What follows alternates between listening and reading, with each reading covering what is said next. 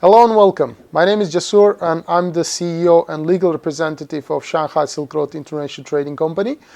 In this video, I want to quickly explain how foreign entrepreneurs or investors can register an offshore Singapore company. Basically, as a foreigner, you have several options in Singapore. You can register different types of companies, including resident company or non-resident company, which is the main topic of this video. You can also establish your representative office, a branch office in Singapore. You can also register a free zone company in Singapore. But all these types of companies will be explained in separate videos. But today, I want to talk about this offshore Singapore company.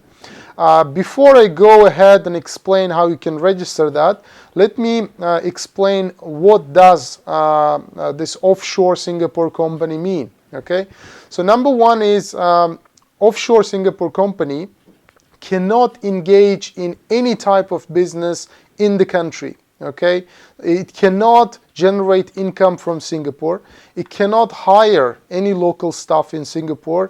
It can have a bank account in Singapore, but it cannot be generating any income inside the country. Okay, meaning that you cannot have any clients in Singapore. Also, it cannot lease any office premises. It cannot have an office actually in Singapore. And plus, you cannot have a Singaporean shareholder or a director, okay, in that company. So these are the requirements in order to maintain that offshore status. The reason why people interested in having such a company in Singapore is to avoid paying any corporate income tax in Singapore, which is 17%, okay, in 2020. So how you can register such an entity? Basically, like I mentioned, you need to have minimum of one shareholder. Okay, it can be any nationality except a Singaporean. Okay, and minimum of one director. Okay, again, director can be of any nationality, any citizenship except Singaporeans. Okay, so these are the two requirements. Minimum share capital of a Singapore offshore company is only $1 US. With that, you can register a Singapore offshore company. So that's it. Basically, it works just like any entity that is registered in Hong Kong, for example, an offshore company. What I mean is, the only thing is this is good for people who are not interested in going to Singapore or not interested in having any kind of presence in the country. You can use such an entity for online businesses if you want to offer international consulting services, if you want to do some trading, for example, buying from one country and selling in another country except for Singapore, of course. And you can also use this entity as a holding company, okay, for your different businesses. Some clients also use this entity for copyrights, copyright protection or patents protection. Also, there are clients who use this kind of offshore company for shipping company, or you can use this kind of offshore company as a vehicle to list your real estate. For example, if you own a real estate in some countries, you can register an offshore Singapore company and then make that real estate owned by this company. Of course, it really depends, on your personal circumstance, on your business plans, etc., etc. So therefore, it's better to, if you're interested, of course, it's better to contact us with your details, with your, circumstances, of course, and then based on that, we'll be able to give you, tailor-made consulting, basically, if such an entity is suitable for your situation or not. Of course, with this offshore Singapore company, you can always have a Singapore corporate bank account. And let me kind of quickly explain the possibility, the likelihood of opening a corporate bank account in Singapore using this offshore Singapore company. Because the reason, recently Hong Kong banks, and all the other banks, have been very, very difficult, for international clients to open a corporate bank account. So therefore, most people might be interested that what's the situation like in Singapore. In Singapore, the situation is more or less, it's much better, I would say, than say in Hong Kong. In Hong Kong, it's extremely hard, to open a corporate bank account if you don't have any presence there.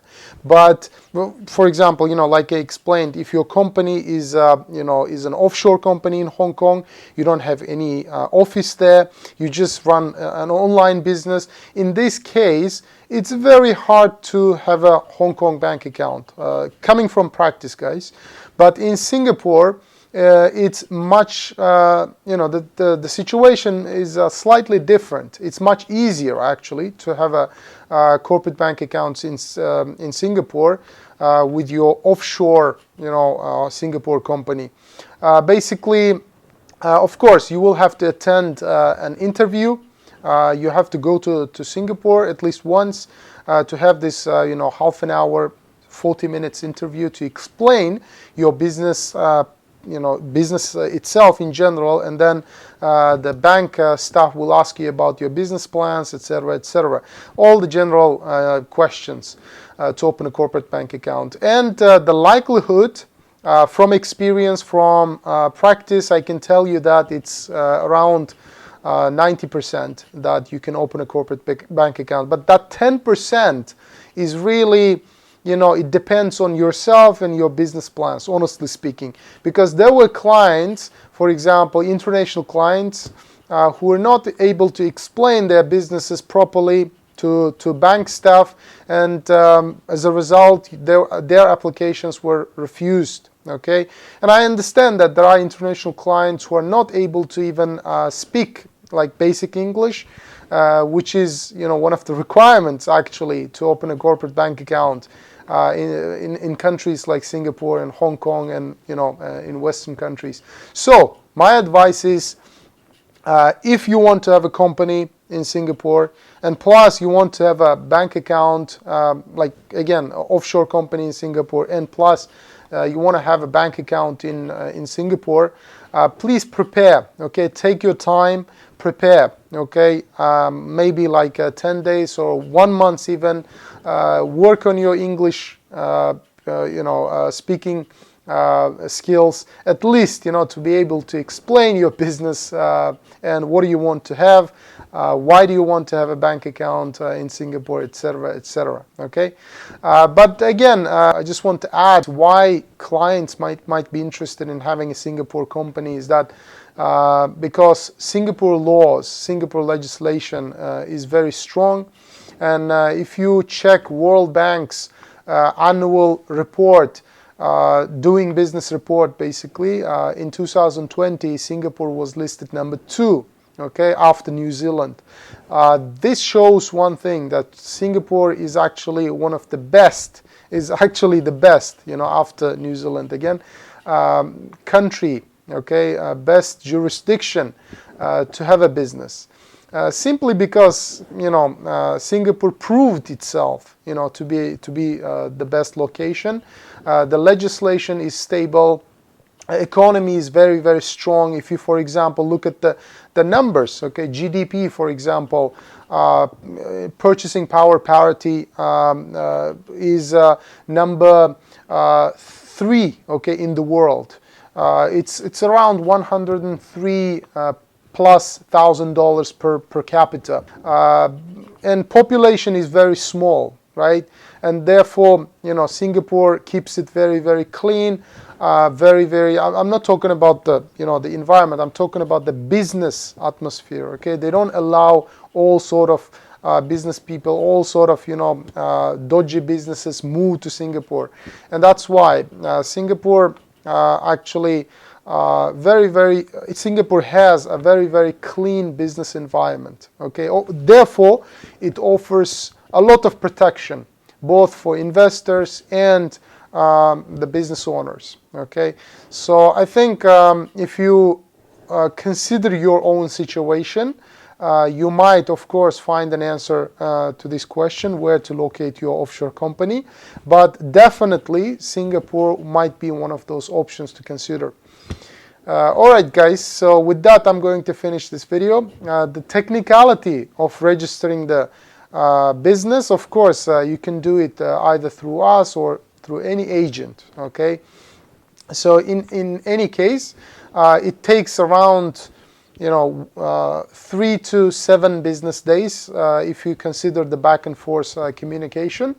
But again, okay, if you feel like you have more questions, if you feel like this type of company is suitable in your situation, go ahead and contact us, and we'll be happy to give you tailor-made business consulting. Okay, thank you, guys.